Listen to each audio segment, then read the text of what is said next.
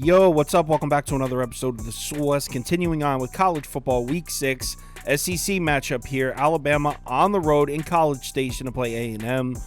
Texas A&M getting 1.5 points at home, down from 3. Total sitting at 46.5. Let's roll. Welcome to The Source. The Source. Source. Hey, get the Source. So this one was sitting at Texas A&M +3 earlier in the week, like I said. It's now down to 1.5, and it's moving in the wrong direction because the public is all over Alabama here. Looking like it might be a pick'em by kickoff. Quick look at the head-to-head history here between these two teams, and the advantage clearly goes to Alabama. They're 7-1 in their last 8 games against Texas A&M. I will say that the Aggies did beat Alabama the last time they came to College Station, though. That was in 2021, and if I'm being honest, I don't think that game's very relevant. I mean, the quarterbacks in that game were Bryce Young and Zach Calzada. Bryce Young now obviously plays for the Carolina Panthers. Zach Calzada is down in the FCS with Incarnate Word. Crazy to think that a FCS quarterback beat an NFL quarterback, but whatever. That game's irrelevant. Let's move on. So the first thing I want to take a look at in this one is Alabama's run game.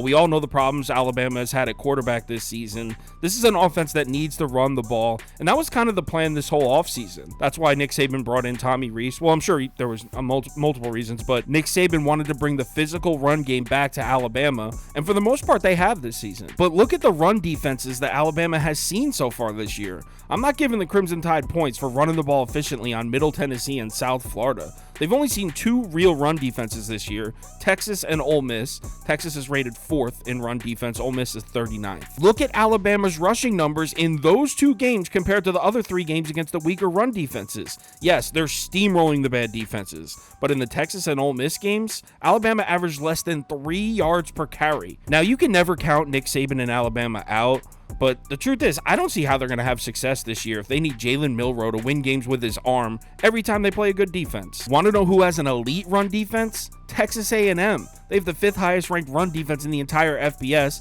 12th in yards per carry allowed, 20th in rush yards per game allowed. If Alabama couldn't run the ball on Ole Miss, how do they expect to run the ball on the road in College Station? Texas A&M just went on the road in Arkansas, and Rocket Sanders played in that game, by the way. If you don't know who that is, that's Arkansas star running back. He's been out this whole season. He came back last week to play against Texas A&M. Want to know how the Hogs offense ran the ball on Texas A&M in that game?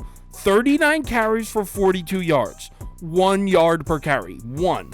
Now, sack yards might have helped with that. Texas A&M sacked the quarterback 7 times, but still, A&M's defense is an absolute problem. And without a passing attack, I just don't see how we can trust Alabama to score points here. I know Jalen Milroe was efficient throwing the ball last week against Mississippi State.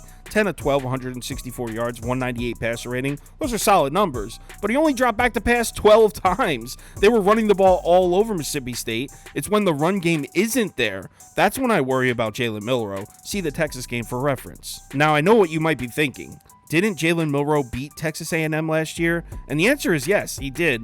Bryce Young sat out 1 game last season. It was this one against Texas A&M in Tuscaloosa. Jalen Milroe got the start, and Alabama beat him 24-20. And Milroe was okay. 12 of 19, 111 yards, 3 touchdowns, 1 pick.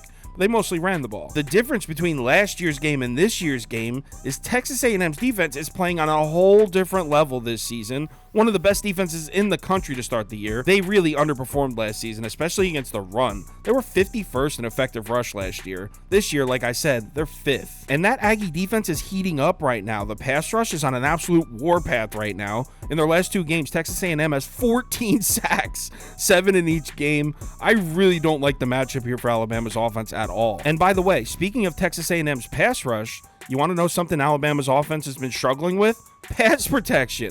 Alabama's allowed 20 sacks on the season. That's 122nd in the FBS. Now, on the other side of the ball, this is where we can find some positive talking points for Alabama. That offense may be a mess, but the defense is definitely official. Problem is, Texas A&M's offense is also looking pretty official. Their last 2 games, 414 total yards on Arkansas, 402 yards on Auburn. Good offensive days against SEC defenses. This will be the Aggies' offense toughest test yet, though. Alabama's allowing just 298 yards per game on the season, just 4.2 yards per play. That's 14th and 9th in the FBS. They're ranked first in the country in effective pass and 22nd in effective rush. And Texas A&M is rolling with a backup quarterback right now because Connor Wegman's out for the season.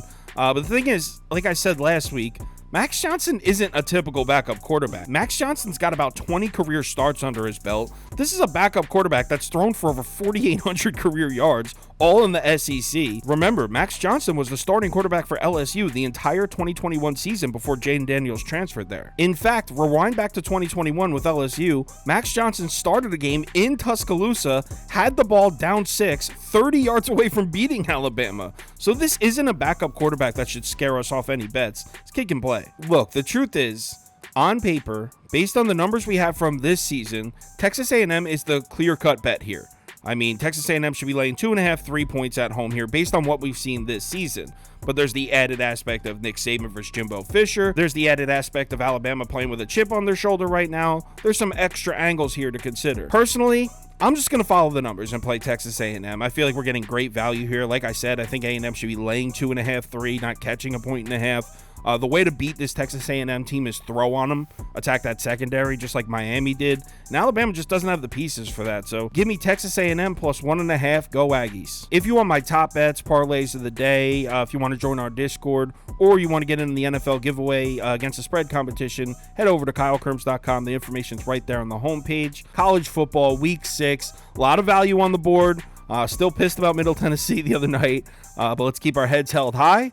Let's stay positive, make some money this weekend. Remember to bet responsibly, and I'll talk to you in Discord.